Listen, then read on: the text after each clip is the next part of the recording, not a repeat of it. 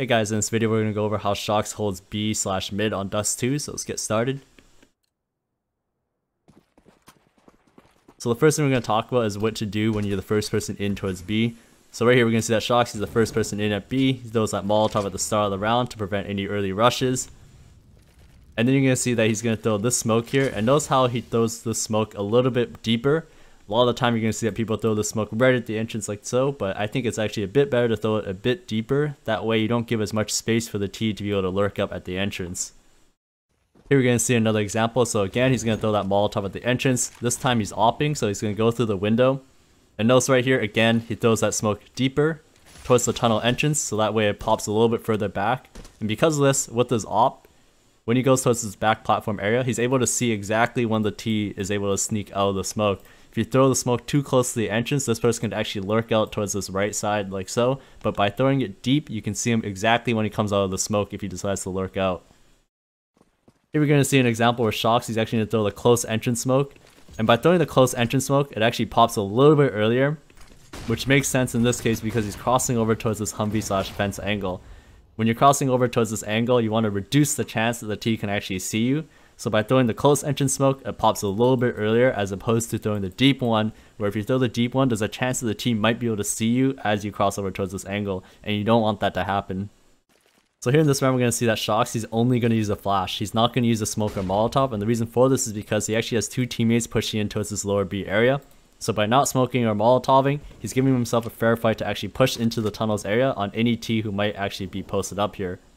Because of this, you can see he has the freedom to actually push into the tunnels here to also be able to get this kill onto the player lower. So here we're going to see another example where they don't smoke or molotov the entrance. So shox, he's simply going to throw a flash here. They're both going to post up at upper B, and then what you're going to see here is that shox, he's actually going to throw a flash for Masuda to push into the upper B area. Masuda's able to get this kill on the Xantares, and then they're able to fall back. So that's the power of not using your smoke or molotov at the start of the round. It gives you the freedom to be able to do these flash plays. So by not smoking or molotoving the entrance, it also gives you the freedom to be able to do this, where you can simply just double hold the upper B angle. So if anyone decides to peek this, they're going to see shox and Masuda basically holding in a line. And if you have an AWP, you're able to do this pick as well, where you're able to come right to the tunnel entrance like so. You can punish anybody who's a little bit sloppy with their peeks. So here in this round, we're going to see that shox and Masuda, as they cross the doors angle, Masuda's going to get taken down. So shox is the only person crossing over towards B. We're going to see that he's going to molotov early, and he's also just going to throw a nade. Notice that he doesn't throw the smoke. And the reason for this is because with what happened at middle with Masuda dying, there's a good chance that the T's, if they decide to actually push through this, shox's smoke is not going to stop them. So instead he opts to go for damage instead, so he uses the nade. And there's also a really good chance that with shox throwing the molotov, if the T's are serious about rushing this, they're probably going to throw down their own smoke anyways. So shox, he's going to go for the damage, and he's going to rely on the T's throwing the smoke instead. And shox is going to simply post up at the entrance where he still has a really good advantage. So here in this round, we're going to see that shox and Masuda, they're going to cross over towards B. Masuda's the first spawn, so he's going to throw the default nades to the molotov as well as the deep smoke. And the shox, he's simply just waiting for the smoke here so he can cross towards the back boxes.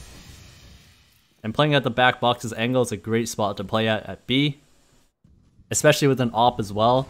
So right here we're going to see that Masuda, he's playing towards the doors angle. He's actually going to get taken down by these T's coming out from middle. So shox right here at this moment, he knows it's a mid B split. And by playing this back box angle, especially with an AWP, you can isolate angles very easily. So right here we're going to see that he's going to try to peek towards window. He's not exposing himself from tunnel. Then he's going to peek towards door, he gets that kill. Then he's going to move over to make sure that he doesn't expose himself towards the doors angle to then focus on tunnel. And that's how he gets that kill as well. So here we see another example of shox AWPing towards the back boxes of B. So he sees the lurk smoke and the lurk molotov by the T's. Because of this, he knows he has the space and time to be able to support his teammate a little bit at doors. So he's able to throw this flash for Masuda as these T's are actually doing a mid B split. Off that flash, Masuda, he's able to capitalize, he finds 2 kills, and then now shox, he can focus more on the entrance. Now at this point you can see that Xantares, he spots him, and a great thing you can do towards the back boxes of B is simply throw a smoke. And by throwing the smoke, it makes it so difficult for the T to be able to take you down. And because of that, Apex, he's been hiding at car/closet the entire time. He's able to capitalize off of this and be able to take down Xantares as well as Tizian.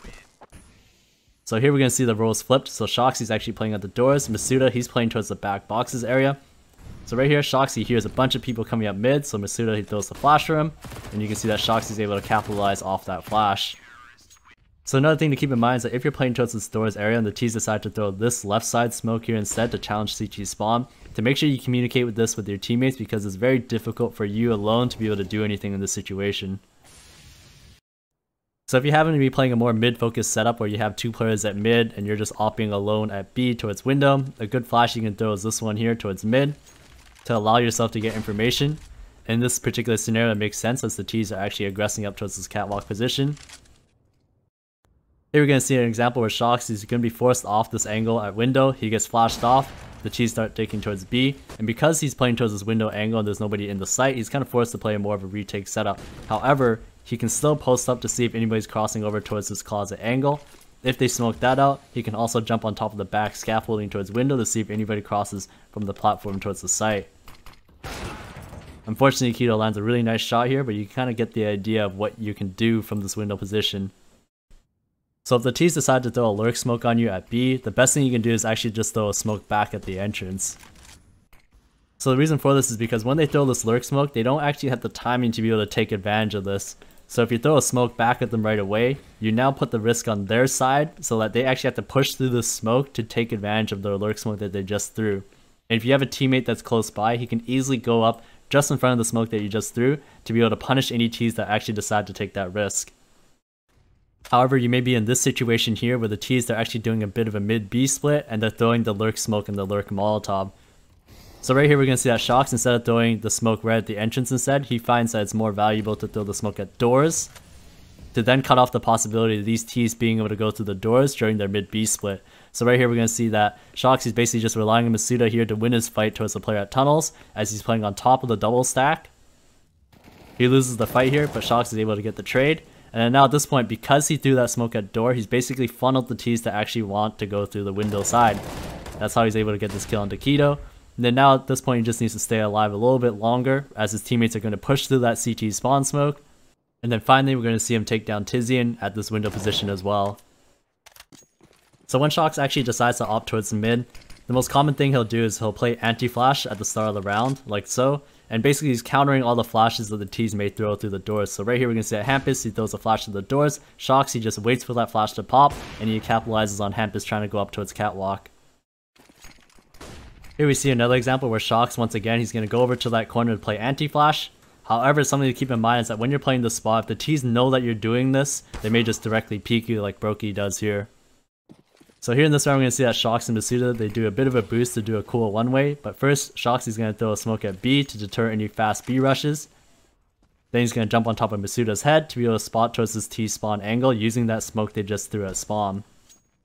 So here in this round, we're going to see shox is going to get more aggressive at mid. So first he's going to post up at the screen box angle, and this is a very common angle for T's to be at, especially if they go down towards suicide, because they want to avoid the line of sight that the CT could have towards the T-spawn operators, so they'll tend to go towards this angle here.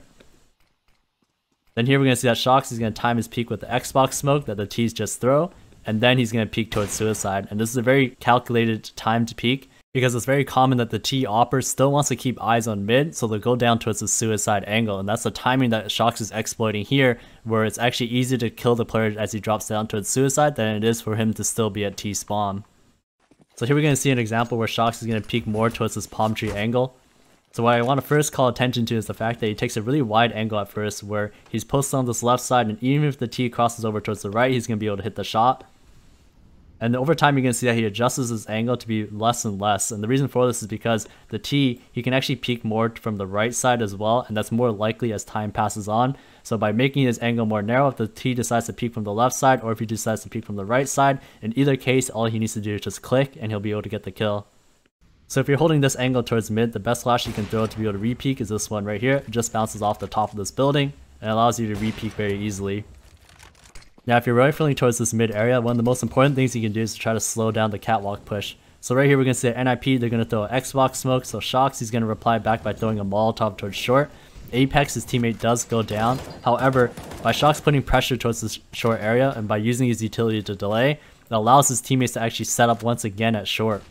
So he's buying space and time for him to do so. He also throws a smoke at mid just to ensure that the T's, they're not going to be able to push him either. And even at this point, you're going to see that he's going to get up close. And with that smoke he threw, he's able to jump up to be able to spot to see if anybody's going up towards this catwalk position. So even if you don't have utility, you can still get information on this mid/catwalk area. So right here we're going to see that Vitality, they have 3 players towards this long A position. They're actually going to get pushed off from long A by Astralis. And because shox is here and he doesn't really hear anything at mid, doesn't hear anything at catwalk, his teammates can still come back towards this catwalk position, knowing that shox still has a little bit of information and they can set up once again. And that's going to be it. Thank you guys so much for watching. If you guys liked what you saw, please like, subscribe, hit the notification bell for more future content. Thanks again. I'll see you guys in the next one.